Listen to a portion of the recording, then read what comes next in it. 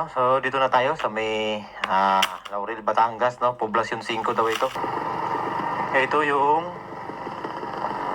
basketball court na ginawang evacuation center dito sa barangay. Poblasyon 5. Sus, grabe yung kalsada. Hoy. Kami nangyari dito. Ang lalim ng mga putik. So, nangyari pala sa atin yung motor ngayon, hindi ko napansin, nahulog pala yung tapulodo natin kanina habang tumatakbo tayo. Hindi natin napansin. So, wala na tayong tapulodo sa likod ngayon. Yung lahat ng putik ngayon dito is natin. Likuran natin. So, tayo dito sa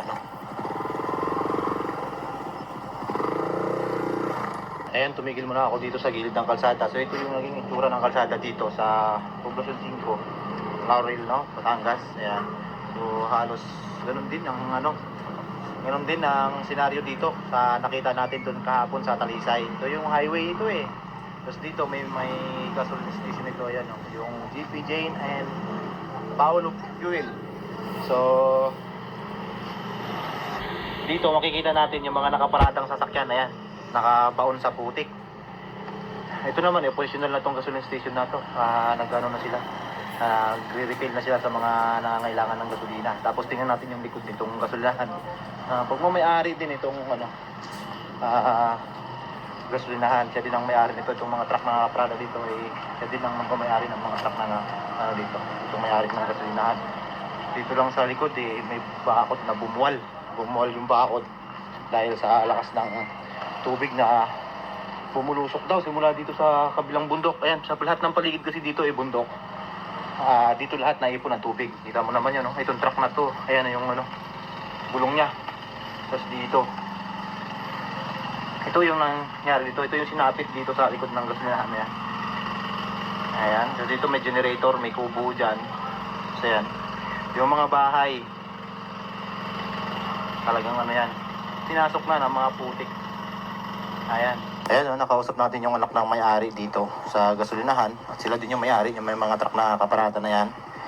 So, pinakita niya sa atin yung yung video nung kasagsagan ng bagyo, yung baha. Sila daw, lumikas silang lahat dito. Ayan si John Paul. Ayan yung kanila siya yung anak na may-ari ng gasolinahan na to. Tara, diretso tayo. Tingnan natin yung naputol na tulay dun sa Thank you! Naputol na tulay dyan sa unahan. So, grabe. Ang tindi. Makikita nyo dun sa ating drone shot, talagang matindi yung sinapit na itong kung matindi yung nangyari sa sa Talisay, mas malupit din pala dito. Mas matindi rin yung nangyari dito.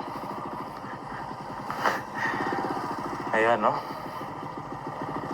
Dito sa kalsada, hindi mo masyadong yung may kumpara mo dun sa Talisay na talagang napakadaming debris. Dito, kala mo, lang yan, pero ang kapal na nito, semento itong ilalim nito, ang kapal ng putik na to. Pero karamihan ng mga debris kasi andyan, sa mga bahayan. Kasi patag ito Patag, siguro, kung malakas na tubig dito dumaan sa kalsada kasi walang harang. Ayan, yung mga bahay-bahay. Ayan.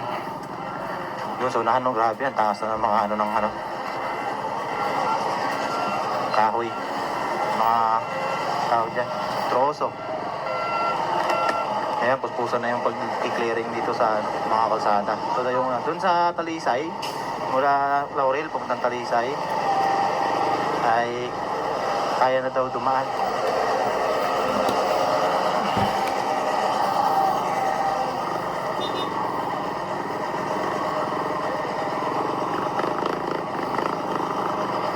Kaya daw lang dumaan ng kasi na-clear na daw yung mga daan doon. Ayan, Sus, grabe nito. Sobrang tindi ng sinapit ng lugar na to.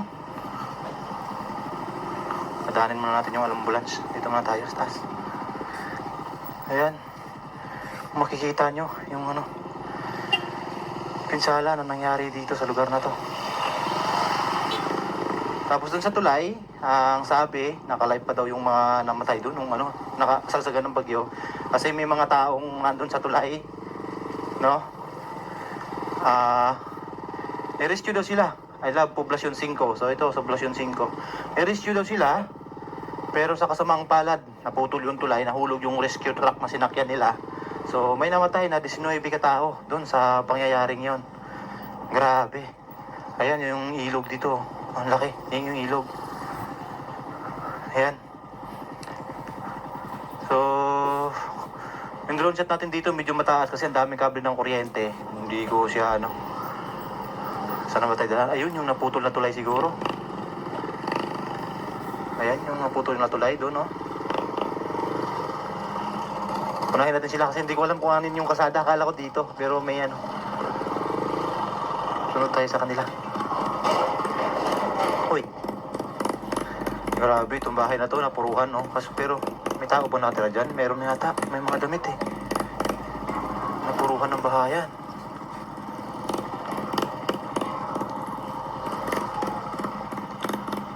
Dito si ate. Tanong tayo.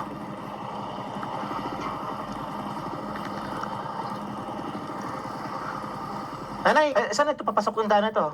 Ha? Saan po ito papunta? Pupunta highway, kapag ano. Ito din, pahiwi din dito. Dito tayo punta. Ang putik! Pasukin natin to. Grabe nangyari dito.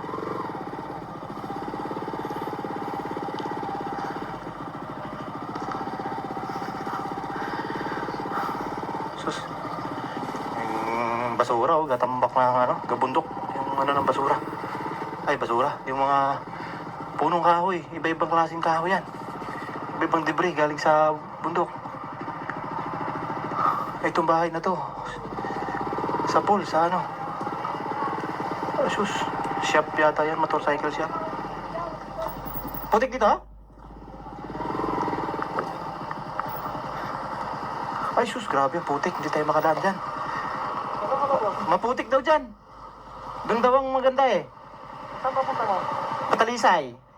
Ako na ba, Eh, putol yata yung tulay. Makakadaan ba? saan? Hindi ba makakatawid ng papuntang gulo? Hindi ko alam eh. Saan daw pa tulay? Ito yung dito. May putol na yung tulay dito eh. So dito ang daan, babalik. Saan ka galing yan? Galing akong Limeri. Galing ka lang, meron dito nga dumaan. Diyan ako duman. Pagbustong ako dito. Palusong. Kung pa talisay ka doon, kaya saan ginamit ko? Ay, dito.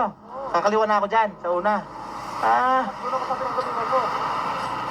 Wala dito, itarado ng daan doon eh. Sinarado papuntang Talisay dito? Yung papuntang Talisay dyan, sinarado? Wala. Sa karangan na ng polis dyan, malalim din yung puti. So sa pinanggalingan ko, doon ka pumasok. Saan galing yan? Pagpunta din ng Limeri. Galing ako talisay eh. Galing kayong Talisay. Dito kayo duman sa...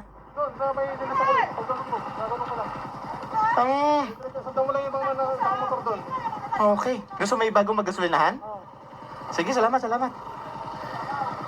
Grabe, no? Balik tayo, balik. Kasi malalim ba yung putik dyan, hindi kaya ng motor. Balik tayo, balik. May mga motor na bumara doon. So, awasin lang natin sa ating sniper kahapon. Awasin na naman tayo dito mamaya pag-uwi. Ang masama nito, wala tayong tapaludo. Natanggal yung tapaludo ng motor natin. Ay, grabe to. Nangyari. So, ayan no, hindi na natin hopefully kita yung Kaya salamat! Kita yung tulay na putol doon sa drone shot natin. Ayan, ang dami doon. Ang dami daw mga namatay doon. 19. Kaso, nakaharang na yung daan. Narangan na nila. Kaya, huwag na tayo magpumilit muna doon. Kasi may mga pulis na nagbantay. Huwag na tayo magpumilit na pumunta doon. Palipad ako ng drone. Hindi ko alam kung kita. Yung kasi mataas yung pagpapalipad ko kasi hindi ko tanaw yung drone, malayo sa akin. Doon ako sa may gasolinahan, pinalipad ko lang ng basta. Marami kasing tawag dito, mga kable ng kuryente, kaya hindi tayo pwedeng magpalipad ng pababa dito. Baka pag hindi natin tanaw ang drone, nakita nyo naman doon yung mga landslide, ang dami dun sa bundok. So itong binabaybay natin ngayon ay papunta na ito ng Talisay. So doon na rin tayo dadaan, pauwi ng Tapakyat ng Tagaytay ulit. Ang sabi, nalinis na daw yung daan doon. Pwede nang daanan. So, ayan no. So yung bayan ng Laurel ang talagang napuruhan. Yung poblasyon 5. Ayan dito may mga nakaburol na dikit-dikit. 3 yata yun. Magkakamag-anak mo siguro yun. Kasi magkakasama doon sa isang lugar eh. No? Ayan yung sa bundok makita nyo. Yung mga dyan nagmula yung mga malalakas na karagasahan ng putik at tubig, no? So, grabe. Dito, medyo, hindi na masyadong na-damage yung area na to. Doon lang talaga sa may poblasyon 5, talagang, kawawa yung nangyari sa mga tao doon. Ang daming bahay na natabunan, daming sasakyan na nalubog sa putik. Ayun, meron pa dito, sa patin to. Ayan. Tanong natin kung anong barangay ito. Anong poblasyon ito, kung sa kababa ng poblasyon to. Grabe, no? So, ngayon medyo hindi na malala yung makikita natin ngayon dito kasi nakapag-umpisa na silang mag-clearing. Ito, nakiklear na nila to. Ayan. So, kahit maputik pa yan, pero lapat na yung gulong ng motor natin sa semento. Nandahan lang kasi madulas to. Ayan yung mga lupa na iahon na nila sa kalsada. So, passable na siya. Itong highway na to, passable na daw to. Papunta ng Talisay. Wari ko, ito na yung highway eh. Huwag ng Talisay.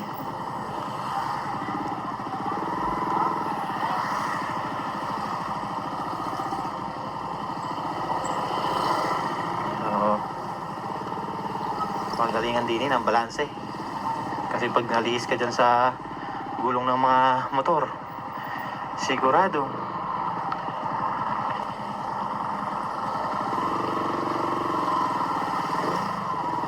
tutumba ka kasi magdudulas ka eh.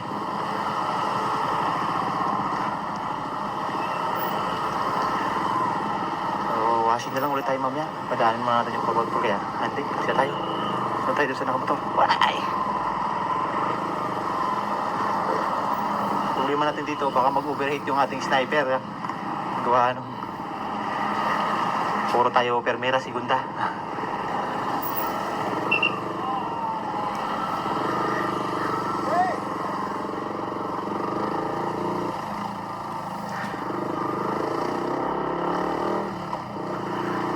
Ay, nakalampas din tayo doon.